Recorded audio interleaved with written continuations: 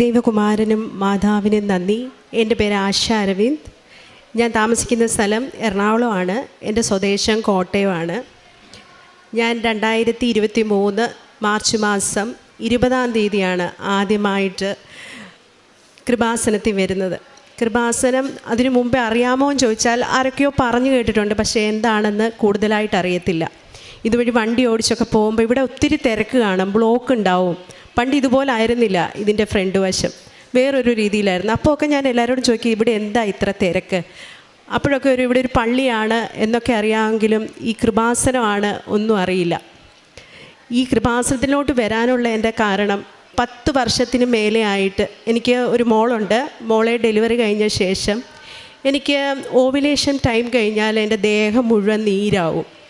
അതിന് പല ട്രീറ്റ്മെൻറ്റുകൾ ചെയ്തു, പല ഹോസ്പിറ്റലുകളിൽ കാണിച്ചു, ആയുർവേദം കാണിച്ചു, അലോപ്പതി കാണിച്ചു, ഹോമിയോ കാണിച്ചു. ഇങ്ങനെ പല രീതിയിൽ ഞാൻ ഈ ഒരു അസുഖത്തിന് വേണ്ടി ട്രീറ്റ്മെൻറ്റ് എടുത്തു. അങ്ങനെ ബാംഗ്ലൂർ കാണിച്ചു, മസ്കറ്റ് കാണിച്ചു, പലരും പലതാണ് പറയുന്നത്. അമൃതയെ കാണിച്ചു, ആസ്റ്റർ മെഡിസിറ്റി കാണിച്ചു. അങ്ങനെ ഒരുപാട് രൂപ ഞാൻ ഇതിനു വേണ്ടി ചിലവഴിച്ചു. അപ്പം ഞാൻ പല ഹോസ്പിറ്റലിൽ നമ്മുടെ നാട്ടിലിരിക്കുമ്പോൾ കുറേ നേരം ഡോക്ടേഴ്സിന് വേണ്ടി വെയിറ്റ് ചെയ്യണമല്ലോ. അവിടെയൊക്കെ ഇരിക്കുമ്പോഴും എനിക്ക് ഈ പേപ്പർ കൊണ്ട് കൃപാസനത്തിൻ്റെ പേപ്പർ എങ്ങനെയോ എൻ്റെ അടുത്ത് വരും. അതെന്താ, ആദ്യമൊക്കെ എനിക്കിത് വരുമ്പം ഭയങ്കര അത്ഭുതമായി. ഇതെന്താണിത്? വായിക്കും, അവിടെ വയ്ക്കും. ഇത് റിപ്പീറ്റ് ചെയ്ത് ഞാൻ എപ്പോൾ ആ ഹോസ്പിറ്റലിൽ പോയാലും എൻ്റെ കയ്യിൽ കിട്ടും, ഞാൻ പള്ളിയിൽ പോയാൽ എൻ്റെ കയ്യിൽ കിട്ടും. അപ്പം കൃപാസനത്തെപ്പറ്റി ഞാൻ കൂടുതൽ അറിയാൻ തുടങ്ങി. എൻ്റെ അമ്മയോട് ചോദിച്ചു. എൻ്റെ അമ്മ വലിയൊരു മാതാവിൻ്റെ ഭക്തയാണ്, എൻ്റെ ചേച്ചിയും. പക്ഷേ അവരാരും കൃപാസനത്തിൽ വന്നിട്ടില്ല. അപ്പം അമ്മ പറഞ്ഞു, ഇതുപോലൊരു സ്ഥലമുണ്ട്, ആലപ്പുഴയിലാണ്, ഒത്തിരി പേര് പോകുന്ന സ്ഥലമാണെന്നൊക്കെ പറഞ്ഞു. അങ്ങനെ ഞാൻ ഒരു മാർച്ച് മാസം 20-ാം തീയതി എൻ്റെ ഒരു സുഹൃത്ത് ഡെൻസിയുടെ കൂടെ ഞങ്ങൾ രണ്ടുപേരും ഒന്നിച്ച് കൃപാസനത്തിൽ വരികയാണ്. ഞാൻ നിസ്സാരമായിട്ട് ഈ വേദന പറയുന്നെങ്കിലും സഹിക്കുന്നതിലും അപ്പുറം വേദനയാണ്. ഒരു ഡെലിവറി ടൈമിലുള്ള പെയിൻ പോലെയാണ് എല്ലാ മാസവും എനിക്കുണ്ടാവുക. ഞാൻ ഒരുപാട് സംസാരിക്കുകയും ചിരിക്കുകയും ചെയ്യുന്ന ഒരു വ്യക്തിയാണ്. പക്ഷേ ഈ സമയത്ത് എനിക്ക് ആൾക്കാരെ കാണാൻ പോലും പറ്റില്ലായിരുന്നു, അത്രയ്ക്ക് പെയിനായിരുന്നു. അങ്ങനെ ഞാൻ കൃപാസനത്തിൽ വന്ന് ഇവിടെ കയറിയപ്പം പോലെ എനിക്ക് എൻ്റെ ദേഹം ഭയങ്കര വേദനയായി, ചൊറിച്ചിലായി. ഞാൻ എന്നിട്ട് ഉടമ്പടി ആദ്യം എടുക്കുക കുറച്ച് പ്രയാസകരമുള്ള കാര്യമാണ്. എങ്കിലും ഉടമ്പടി ഞാൻ ആ പ്രയാസമൊക്കെ സഹിച്ചെടുത്തു. അങ്ങനെ ഞാൻ ഉടമ്പടിയൊക്കെ എടുത്തു. ഇപ്പം 1.5 വർഷത്തിന് മേലെയായി. 2003 മാർച്ചിലല്ലേ. അങ്ങനെ ഇതുവരെ ഈ ഒരു നിമിഷം വരെ എൻ്റെ ഉടമ്പടിയിലോ ഒരു പ്രാർത്ഥനയിൽ, വൈകുന്നേരമുള്ള പ്രാർത്ഥനയിലും രാവിലെയുള്ള പ്രാർത്ഥനയിലും ഇതുവരെ ഒരു മുടക്കവും വന്നിട്ടില്ല. അതെ, എങ്ങനെയാണെങ്കിലും ആ സമയമാകുമ്പോൾ എങ്ങനെയും എനിക്ക് പ്രാർത്ഥിക്കാൻ പറ്റും. പക്ഷേ ബാക്കിയുള്ള കാര്യങ്ങളിൽ ഇടയ്ക്കിടയ്ക്ക് എല്ലാ ദിവസവും കുർബാനയിൽ പങ്കെടുക്കാൻ ഒത്തോം ചോദിച്ചാൽ സാധിച്ചിട്ടില്ല.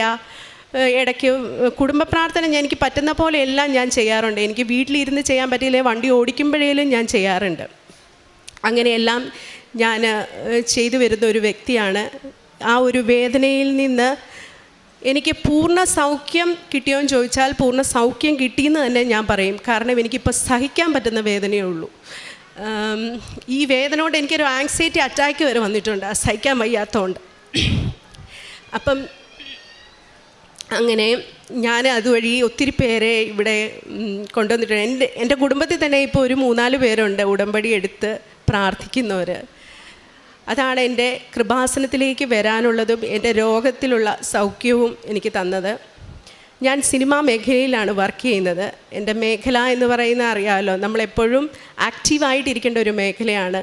അപ്പോൾ ഈ വേദനകൾ നമ്മളെ ഒന്നും ചെയ്യാനായിട്ട് സാധിക്കത്തില്ലായിരുന്നു.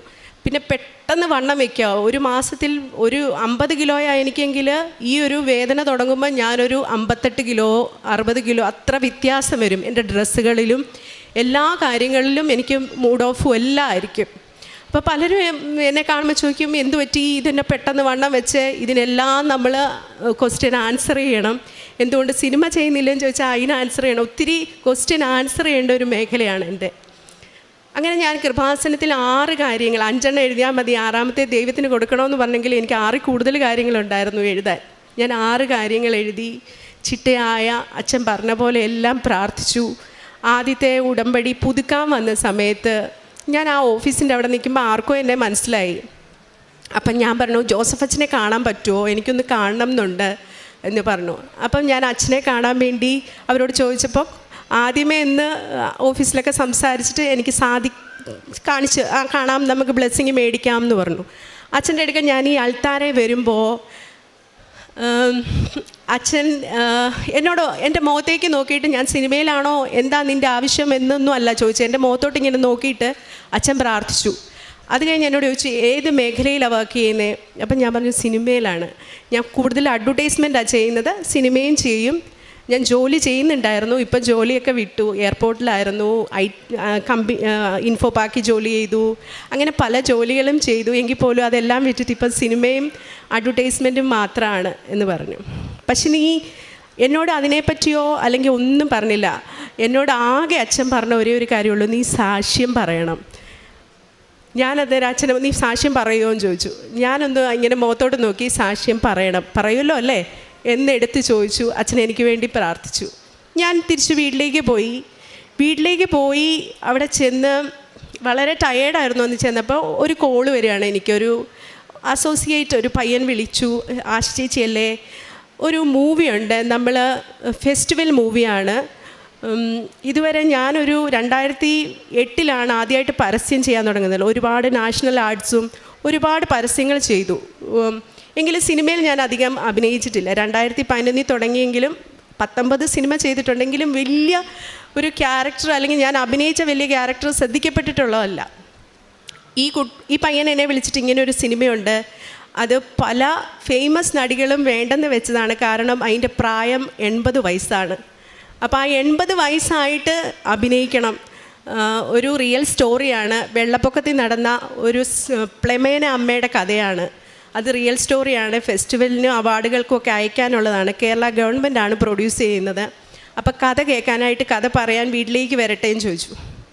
ഞാൻ പറഞ്ഞു, വരൂ, എപ്പോൾ വേണേലും വന്നോളൂ, ഞാനിവിടെ ഉണ്ട്. അവരുടെ മേക്കപ്പിൻ്റെ ആൾക്കാർ എല്ലാവരെയും കൂട്ടി അവർ വീട്ടിലേക്ക് വന്നു, കഥ പറഞ്ഞു. അതിനുശേഷം എനിക്ക് ആ ക്യാരക്ടർ ചേരുമോ എന്ന് എന്നെ ഒരുക്കി നോക്കി. അത് കഴിഞ്ഞിട്ട് അവരുടെ, അറിയാമല്ലോ, ഗവൺമെൻറ്റിൻ്റെ സിനിമയാകുമ്പോൾ നമുക്കതിനകത്ത് ഒരുപാട് ഫിനാൻഷ്യലി ഒരുപാട് ഉണ്ടാവില്ല. അത് സംസാരിച്ചു. അങ്ങനത്തെ എല്ലാം സംസാരിച്ച് വളരെ പെട്ടെന്നായിരുന്നു ആ ഒരു സിനിമയുടെ എന്നിലേക്കുള്ള കാസ്റ്റിങ്. കാരണം വലിയ വലിയ സ്റ്റാറുകളിൽ നിന്നും മാറി എന്നിലേക്ക് അത് വന്നത് എനിക്ക് ഭയങ്കര അതിശയമായിരുന്നു. ആ സിനിമ വളരെ പെട്ടെന്ന് ചെയ്യണമെന്നും പറഞ്ഞു. ഒരു 4 ദിവസത്തിനുള്ളിൽ ഷൂട്ട് തുടങ്ങും.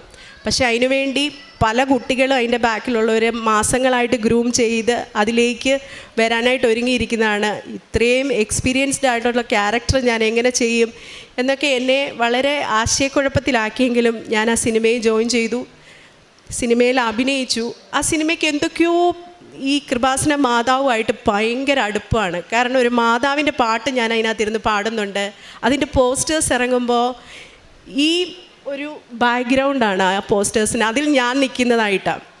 അത് മാത്രമല്ല, ഞാൻ അവിടെ നമ്മൾ ഷൂട്ട് നടക്കുമ്പം ആകെ അവർ 18 ദിവസമാണ് ഈ സിനിമ മുഴുവൻ ഷൂട്ട് ചെയ്യാൻ ടൈം തന്നേക്കുന്നത്. അതിന് 16 ദിവസം കൊണ്ടെങ്കിലും ഷൂട്ട് ചെയ്ത് കൊടുക്കണം. അപ്പോൾ അത്രയ്ക്ക് ഹെക്റ്റിക്കായിട്ടാണ് ഈ സിനിമ എടുക്കുന്നത്. വെള്ളപ്പൊക്കമാണ്, മുഴുവൻ നേരവും മഴയാണ്. അങ്ങനെ എടുക്കുന്ന സമയത്ത് എനിക്ക് വേണ്ടി അവർക്ക് മാറ്റിത്തരാനോ അല്ലെങ്കിൽ എനിക്ക് വേണ്ടി പ്രാർത്ഥിക്കാൻ സമയം തരാനോ ഒന്നും സമയമില്ല. കാരണം കൂടുതലും ഞാനാണ് അതിനകത്ത് അഭിനയിക്കുന്നത്. എങ്കിൽ പോലും 5:30 വെളുപ്പിനെ, രാത്രിയിലൊക്കെ ഷൂട്ടുണ്ട് ചില ദിവസങ്ങളിൽ, എങ്കിൽ പോലും ആശ എവിടെ എന്ന് ചോദിക്കുമ്പോൾ ഞാനിവിടെ ഇരുന്ന് മുട്ടേക്കുത്തി നിന്ന് പ്രാർത്ഥിക്കുകയായിരിക്കും. ആ വീടും ഒരു മാതാവിൻ്റെ, ഒരു ഈരാറ്റുപേട്ടയിലുള്ള വീടാണ്, ഒരു ക്രിസ്ത്യൻ വീടാണ്.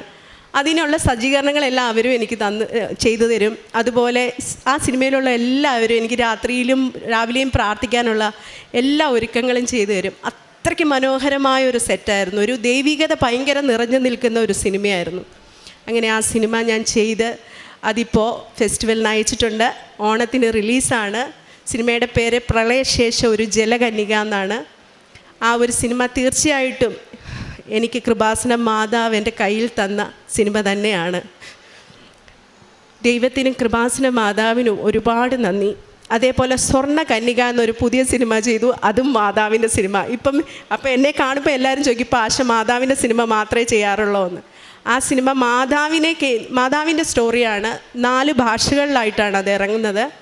അതും അതിൻ്റെ ഷൂട്ടും പ്രോസസ്സിങ്ങും ഒക്കെ നടക്കുന്നു. അങ്ങനെ ദൈവം എന്നെ പല കാര്യങ്ങളിൽ, ഞാൻ ഒരു 6 കാര്യങ്ങൾ എഴുതിയെങ്കിലും ആ എഴുതിയതെല്ലാം ഇതുമായിട്ട് ബന്ധപ്പെട്ട കാര്യങ്ങളായിരുന്നു. അതെല്ലാം കൂടെ എനിക്ക് ഒന്നിച്ചു തരികയായിരുന്നു.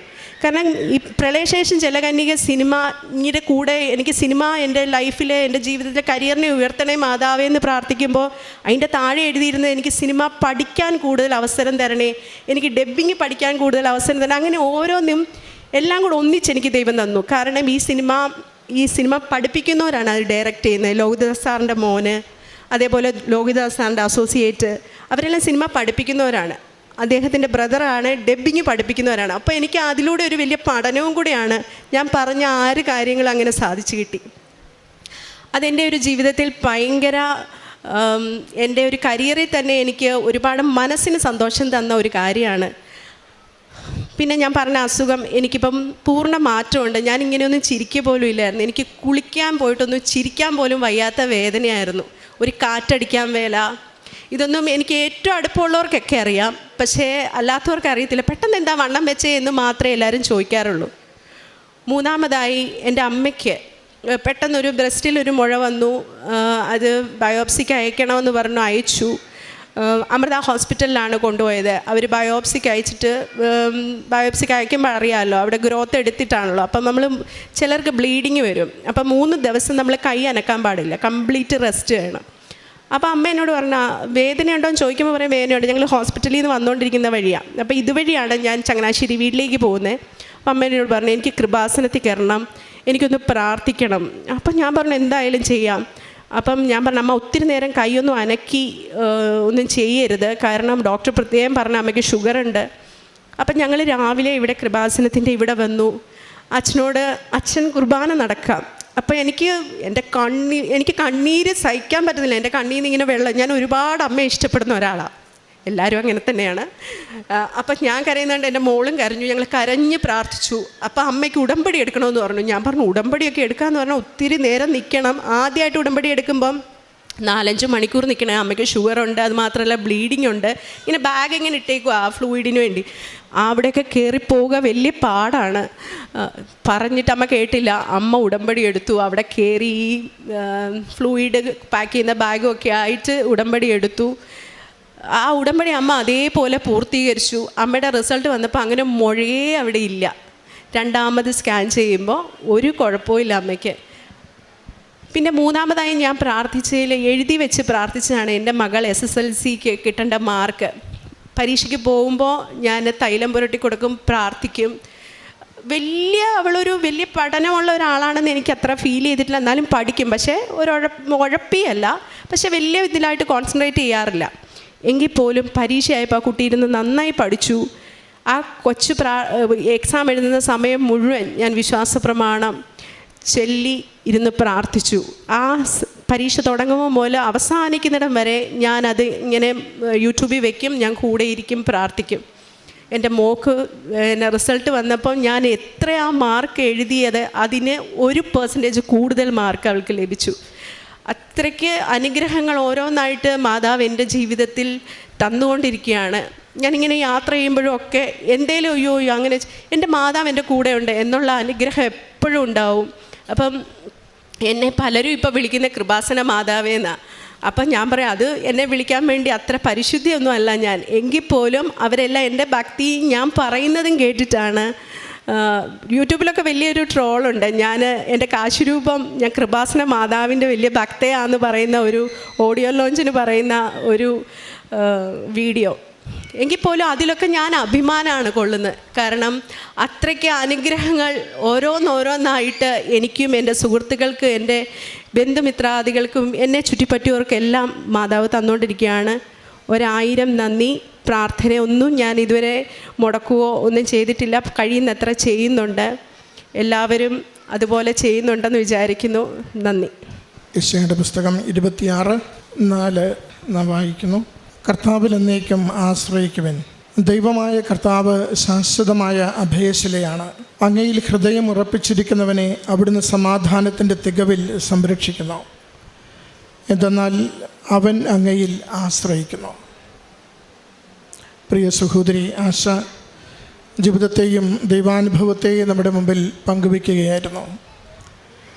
രോഗത്തിൻ്റെ അതിതീവ്രമായ വേദനയുടെ നിമിഷങ്ങളിലൂടെ കടന്നു പോകുമ്പോഴും പൂർണ്ണമായി അമ്മ മാതാവിൽ ശരണപ്പെടുകയും ഉടമ്പടിയുടെ പ്രാർത്ഥനകൾ ഒരല്പം പോലും വ്യത്യാസപ്പെടാതെ ഓരോ ദിവസവും സൗഖ്യത്തിനു വേണ്ടി ആഗ്രഹിച്ച് പ്രാർത്ഥിക്കുകയും നേർച്ചത്തൈലം എപ്പോഴും ഉപയോഗിച്ചുകൊണ്ട് എൻ്റെ സൗഖ്യത്തിനത് കാരണമാകും എന്ന പ്രത്യാശയോടുകൂടി അമ്മയിലും ഈശോയിലും ജീവിതം സമർപ്പിക്കുകയും ചെയ്തത് മകൾ സാക്ഷ്യപ്പെടുത്തുന്നതാണ് നാം ശ്രമിച്ചത്.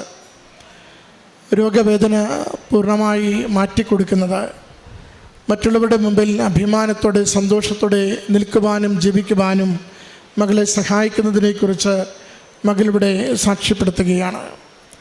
സിനിമ മേഖല ഏറെ ഇന്ന് ചർച്ച ചെയ്യപ്പെടുന്ന ഒരിടമാണെന്ന് നമുക്കറിയാം. അമ്മ മാതാവിൽ ശരണപ്പെട്ടുകൊണ്ട് ഓരോ പ്രാർത്ഥനകളും അതിരാവിലെ മുതൽ രാത്രിയുള്ള പ്രാർത്ഥനകൾ പൂർണ്ണമായി അത് നിർവഹിക്കുന്നതിനുള്ള തീഷ്ണതയും സന്നദ്ധതയും എത്രത്തോളം ഈ മകൾ കാണിച്ചുവെന്ന് അവളുടെ വാക്കുകളിലൂടെ വെളിപ്പെടുത്തുന്നുണ്ട്. ചെറിയ ചെറിയ വേഷങ്ങളിൽ സിനിമയിൽ മുഖം കാണിച്ചിരുന്ന, പരസ്യങ്ങളിൽ മുഖം കാണിച്ചിരുന്ന മകൾക്ക് ഉടമ്പടി എടുത്തതിന് ശേഷം 3 വലിയ പ്രോജക്റ്റുകളിൽ പൂർണ്ണ പങ്കാളിത്തം, നായികാസ്ഥാനമുള്ള ഇടങ്ങളിലേക്ക് മകളെ ഉയർത്തിയത് മകൾ നമ്മുടെ മുമ്പിൽ സാക്ഷ്യപ്പെടുത്തുകയാണ്. അത് സാക്ഷികൂടാരത്തിനരികിൽ പങ്കുവയ്ക്കുമ്പോഴും ഇവിടെയും ആവർത്തിച്ച് പറയുന്നുണ്ട്, ഞാൻ കോട്ടയംകാരി ഒരു അമ്മച്ചിയായി വേഷമിടുന്നതിന്, അമ്മ മാതാവിൻ്റെ സംരക്ഷണയിൽ അതിൻ്റെ ഓരോ വേഷങ്ങളും അവതരിപ്പിക്കുന്നതിന്, അതോടൊപ്പം പ്രാർത്ഥനയ്ക്കൊട്ടും മുടക്കം വരാതെ പ്രാർത്ഥനയിൽ നിലനിന്നുകൊണ്ട് ആ ക്രൂവിലുള്ളവരോട് പ്രാർത്ഥനാനുഭവത്തെ പങ്കുവെച്ചുകൊണ്ട് എനിക്ക് എൻ്റെ ജീവിതവും എൻ്റെ പ്രൊഫഷനും മുന്നോട്ട് കൊണ്ടുപോകുവാനുള്ള അവസരം നൽകിയതിനെക്കുറിച്ച്, അതോടൊപ്പം മകൾക്ക് ലഭിച്ച പരീക്ഷയുടെ ഉന്നത മാർക്കിനെക്കുറിച്ച്, സഹോദരിയുടെ അമ്മയ്ക്ക് ലഭിച്ച സൗഖ്യത്തെക്കുറിച്ചും, ഉടമ്പടി എടുക്കുവാൻ ഒട്ടും വയ്യാത്ത സാഹചര്യത്തിലും ഉടമ്പടി എടുത്ത് പ്രാർത്ഥിക്കുകയും പൂർണ്ണ ആരോഗ്യം പ്രാപിക്കുകയും ചെയ്തതിനെക്കുറിച്ച് സാക്ഷ്യപ്പെടുത്തുകയാണ്. പ്രിയമുള്ളവരെ, എത്രത്തോളം അമ്മ മാതാവിൽ നമ്മൾ ജീവിതം കൊണ്ട് ശരണപ്പെടുന്നു. ഈശോയുടെ തിരുരക്തത്താൽ നാം ഓരോരുത്തരും വീണ്ടെടുക്കപ്പെട്ടവരാണ്. വിശ്വാസം നമ്മുടെ മാംസവും മജ്ജയുമായി തീരുമ്പോൾ എൻ്റെ കർത്താവിന് ഞാൻ ഏതൊരവസ്ഥയിലാണെങ്കിലും എന്നെ സൗഖ്യപ്പെടുത്തുവാൻ അവിടത്തേക്ക് സാധിക്കുമെന്ന് പൂർണ്ണമായ വിശ്വാസവും ബോധ്യവും ജീവിതത്തോട് നാം ചേർത്ത് പിടിക്കുമ്പോൾ അവൻ്റെ സന്നിധിയിൽ കണ്ണീരോടുകൂടി അമ്മ മാതാവിൻ്റെ കരം പിടിച്ച് സൗഖ്യപ്പെടുത്തണമേ, ജീവിതത്തിന് മേൽഗതി തരണമേ എന്ന് ആശ്രയിച്ച് പ്രാർത്ഥിക്കുമ്പോൾ നമുക്കത് അനുഗ്രഹത്തിന് കാരണമാകുന്നുവെന്ന് ഈ മകൾ ലോകത്തോടിന്ന് സാക്ഷ്യപ്പെടുത്തുകയാണ്. നമ്മുടെ ജീവിതങ്ങളെ, നമ്മുടെ നിയോഗങ്ങളെ, നമ്മുടെ പരാജയങ്ങളെ, നമ്മുടെ കണ്ണീരിനെ അമ്മ മാതാവിൻ്റെ അരികിൽ സമർപ്പിച്ച് ഈശോയുടെ സംരക്ഷണവും സഹായവും തേടി നമുക്ക് പ്രാർത്ഥിക്കാം. ദൈവനാമത്തെ മഹത്വപ്പെടുത്തിക്കൊണ്ട് ഈ മകൾക്ക് ലഭിച്ച എല്ലാ നന്മകളെയും ഈശോയ്ക്കും അമ്മ മാതാവിനും സമർപ്പിച്ചുകൊണ്ട് കരഘോഷത്തോടുകൂടി നമുക്ക് നന്ദി പറയാം. അത്യപൂർവ ദൈവാനുഭവങ്ങൾ ഇനി നിങ്ങൾക്കും സ്വന്തം. ഈ യൂട്യൂബ് ചാനൽ ഇതുവരെ സബ്സ്ക്രൈബ് ചെയ്തിട്ടില്ലെങ്കിൽ ഇപ്പോൾ തന്നെ സബ്സ്ക്രൈബ് ചെയ്യുക. ഈ വീഡിയോ ഇപ്പോൾ തന്നെ നിങ്ങളുടെ സുഹൃത്തുക്കൾക്ക് ഷെയർ ചെയ്തുകൊണ്ട് കർത്താവിൻ്റെ പ്രേക്ഷിതരാകുക.